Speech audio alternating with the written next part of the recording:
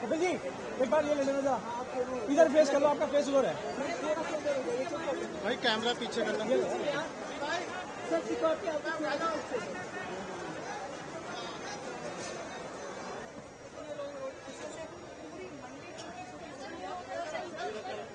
बाहर निकालो, पत्रकार मौजूद, थोड़ा से तो बात। देखिए, दिल्ली की सभी मंडियों का इतना बुरा हाल है कि पिछले 10-15 सालों में इन मंडियों में किसी भी प्रकार का कोई कार्य हुआ नहीं है। आज हम जब स्वयं आकर के यहाँ देखते हैं कितनी बुरी हालत यहाँ सड़कों की है, सफाई व्यवस्था की, सिक्योरिटी की, कोई भी प्रकार की सुविधा लोगों को यहाँ है नहीं, जबकि हजारों मजदूर और सैकड़ों ट्रेडर यहाँ काम करते हैं।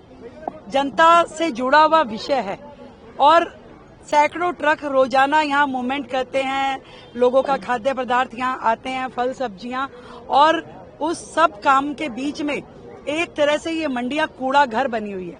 जो व्यवस्थाएं पिछली आम आदमी पार्टी के सरकार में थी, मैं समझ पा रही हूँ कि एक भी विकास का कार्य इन मंडियों में हुआ नहीं।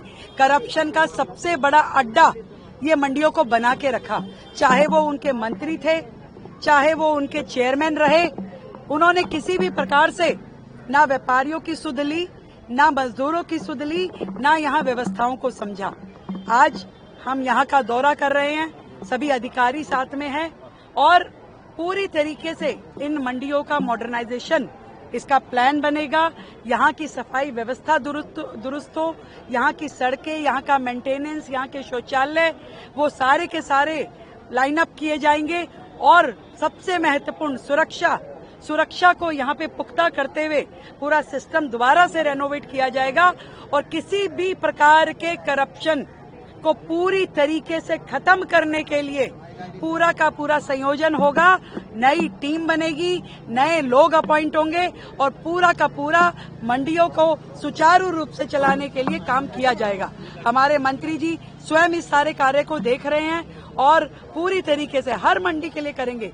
यहाँ से तो हमने शुरुआत की है, आज सभी व्यापारियों से मिलके, मजदूरों से मिलके उनकी समस्याएं सुन रहे हैं, पर सच में दयनीय स्थिति है। जो बात बड़ी बड़ी करने वाले, दिल्ली को विकास और लंदन पेरिस बनाने की बात करने वाले, इस मंडी पे खड़े होकर के इसको स्मेल करना भी अपने आप में एक बहुत भयानक एक्सपीरियंस है। तो मैं ये समझती हूँ कि इन मंडियों के पूरे जीर्णोद्धार की आवश्यकता है। कारोबारी हैं टर्की वाले जो थे उनका बॉयकॉट कर रहे हैं, आपको लगता है?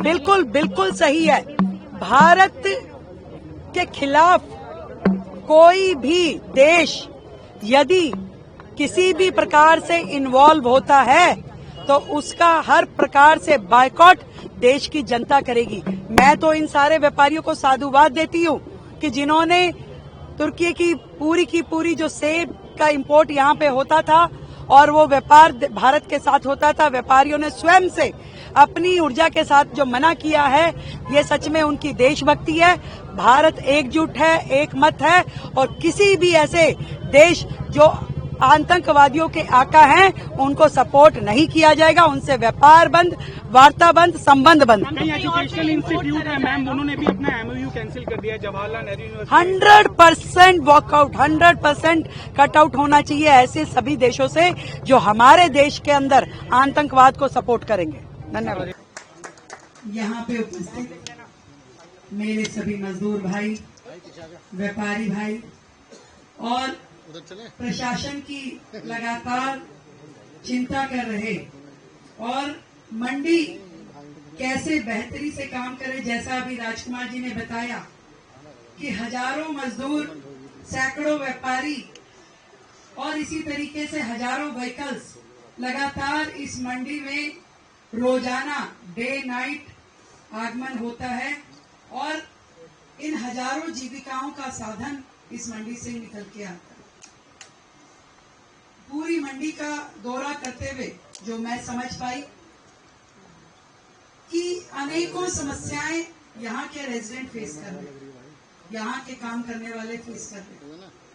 सबसे भयानक स्थिति जो है वो यहाँ की सफाई की है, सुरक्षा की है। जितनी बुरी हालत यहाँ पर मैंने देखी कि किस तरीके से सब्जियों के कूड़े के ढेर लगे हुए हैं और वो सड़ रहे हैं, बदबू कर रहे हैं और कोई तंत्र यहाँ का सफाई का दुरुस्त नहीं है। ठेकेदार कॉन्ट्रैक्टर जो भी यहाँ पे काम लेता है वो काम ठीक से नहीं कर रहा, उसमें मैनेजमेंट का जो भी हिस्सेदारी रहती होगी उसके कारण से शायद आप लोगों की परेशानियों का समाधान नहीं हो। सही बात है कि ये करप्शन का अड्डा बना हुआ था।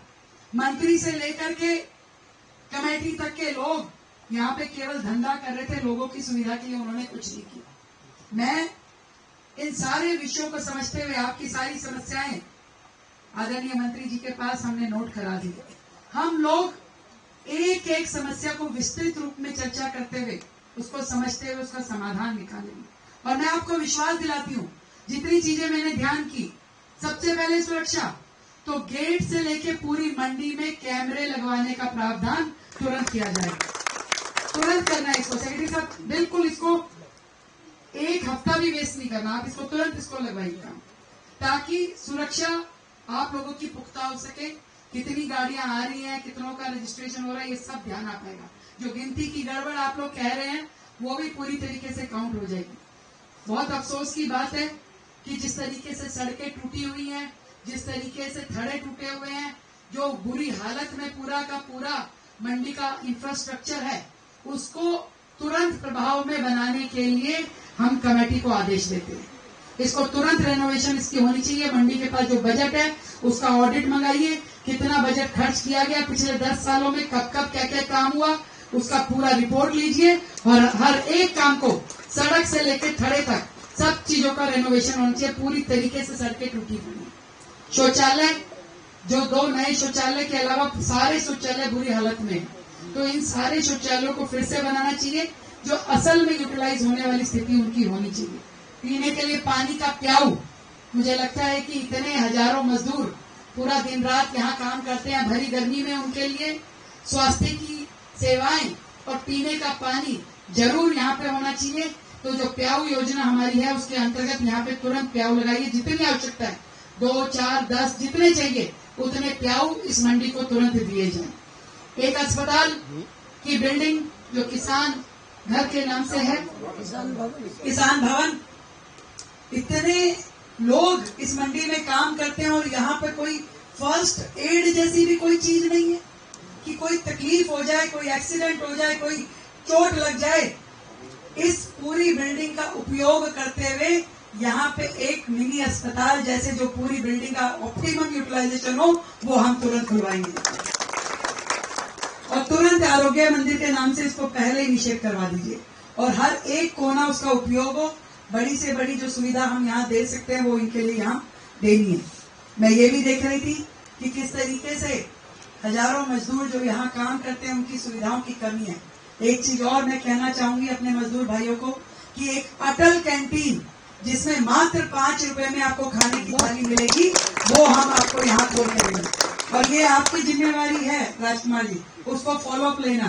खुलवाएंगे हम सरकार की ओर से, खर्चा सब हम देंगे, केवल वो सही स्थान उसे मिल जाए ताकि सारे मजदूर उसका उपयोग कर सके। मैं आप सबको इतना विश्वास दिलाती हूँ कि ये मंडी दिल्ली की लाइफलाइन है। पूरी दिल्ली की जरूरतों को आप लोग पूरा करते हैं।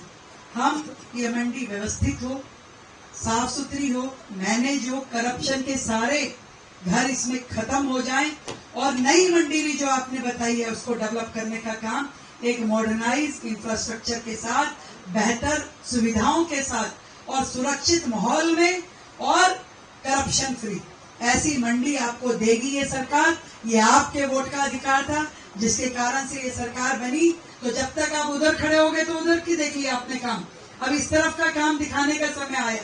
तो निश्चित रूप में जो खाली जगह हमारे पास मंडियों के लिए है उनको डेवलप करना भी, और मैं अपने आदरणीय मंत्री जी को कहूंगी कि अपना पर्सनली इन सारे इश्यूज को आपने लुक आफ्टर करना है। सेक्रेटरी साहब, मैं कभी भी औचक दौरा करूंगी भाई, आज बता के आई हूँ, अगली बार बिना बताए आऊंगी और पता है कॉन्स्टिट्यूंसी में यहीं से निकलूंगी। और यदि सफाई में कोई भी समस्या है और इसके अलावा भी एक कॉम्पैक्टर इसके अंदर प्लान करना। डीसी कहाँ है? डीसी साहब, एक कॉम्पैक्टर और एक ग्रीन वेस्ट का जो प्लांट है वो दोनों हमें इन बिल्ट मंडी में ही लगाने हैं। जो यहाँ ग्रीन वेस्ट है, सब्जी और ये सभी सारा सामान होता है वो अलग की अलग यहाँ प्रोसेस हो जाएगा। और इसके अलावा जो बड़ा कूड़ा है, अब हजारों ट्रक यहाँ से आप कहते हैं कि जी ट्रक के कूड़े के ट्रक जा रहे हैं, वो कूड़ा यही डिस्पोजल करते हैं, क्या आवश्यकता है इसको दूर तक लेके जाने की। आप जगह देखिए यहाँ पे क्या बन सकता है। तो यहाँ पे कॉम्पैक्टर या ग्रीन वेस्ट का मशीन, ये दोनों चीजें हम इनबिल्ट मंडी के अंदर ही लगाएंगे ताकि ये कूड़ा ढोना ना पड़े। तो ये सारी सुविधाएं आपकी मंडी में हो, इसके लिए लगातार एक दिन का काम नहीं है, ये भी बता दूं, परंतु लगातार ये काम चलेगा और एक एक काम का फॉलोअप होगा और आखिरी में आप तक वो जल्द से जल्द पहुंचे, इसकी व्यवस्थाएं सरकार करेगी। बहुत बहुत धन्यवाद।